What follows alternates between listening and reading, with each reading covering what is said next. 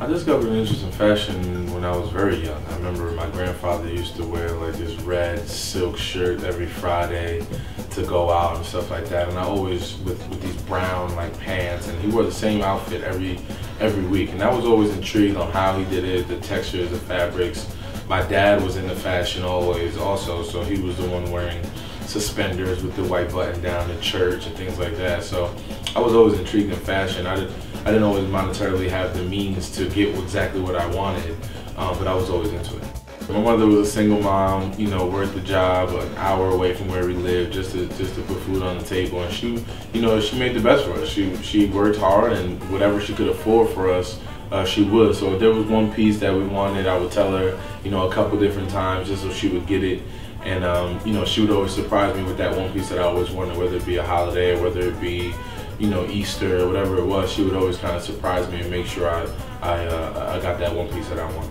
And for me to make it to Milan was a dream come true, and on behalf of Calvin Klein, I was there and enjoyed the show, and it was just it just opened my eyes to different styles of fashion. Even just walking the streets in Milan, you see all these different people wearing these different clothing and wearing different things and not being afraid to take risks, what we would call risks in the U.S.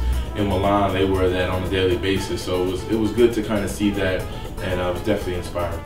My clothing line, Young Wells, it started, you know, just as a means for us to get some secondary income throughout the NFL lockout, and then it grew to this bigger thing to where we were, you know, almost overwhelmed at the time of the amount of people that were liking it, and different people from Giants fans to just normal fashion heads were liking our stuff, and it's grown so much, and I'm proud of it. It's kind of like my baby, the way I treat it.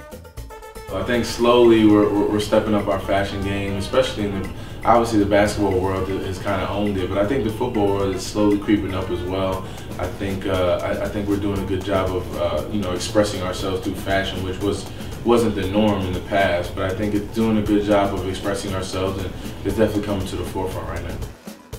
You know, me being African American and you know, as well as half Puerto Rican, growing up, the cultural thing for me, I grew up in a Spanish household, so I would see, you know, with the ponchos, I used to see my grandfather's friends wearing silk shirts, as I said, with cardigans and, you know, and velvet cardigans, and you know, when the holidays came around, they would have these scarves on and hats, and the women would wear these minks on and long jackets, and always, you know, I think every Spanish woman in my neighborhood had red lipstick on, and it was just you know, culturally that kind of inspired me. And as I got older, got to high school, I was surrounded more by my African American culture, and that just inspired me to, you know, the era of the baggy clothes and wearing jerseys and wearing, you know, bigger hats, and now with the snapbacks and things like that. So culturally, everything is you know, evolved, and I've kind of evolved with it.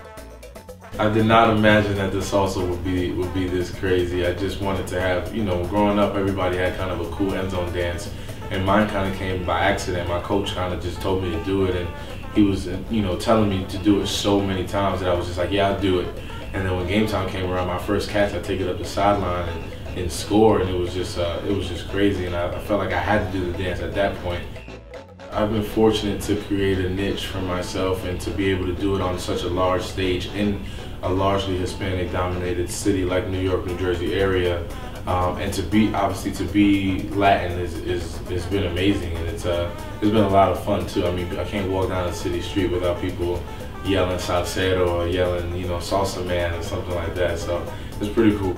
I just want to continue being a consistent player and a consistent person in the community. I think a lot of athletes get confused or think that they're not role models, or that they're not, you know, activists in the community, when naturally, when you become an athlete, you are a role model. People look up to you, and they want to aspire to be you one day, especially kids.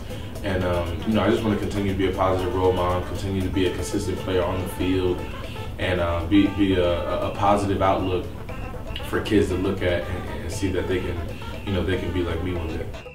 I want everything that I put my name into to be, you know, something that's cool and something that happened organically, and something that can, you know, be beneficial for my career and for my own brand moving forward. But I definitely want to be, you know, there's a couple covers that I'm aspiring to be on. The Athletes Quarterly was definitely one of them.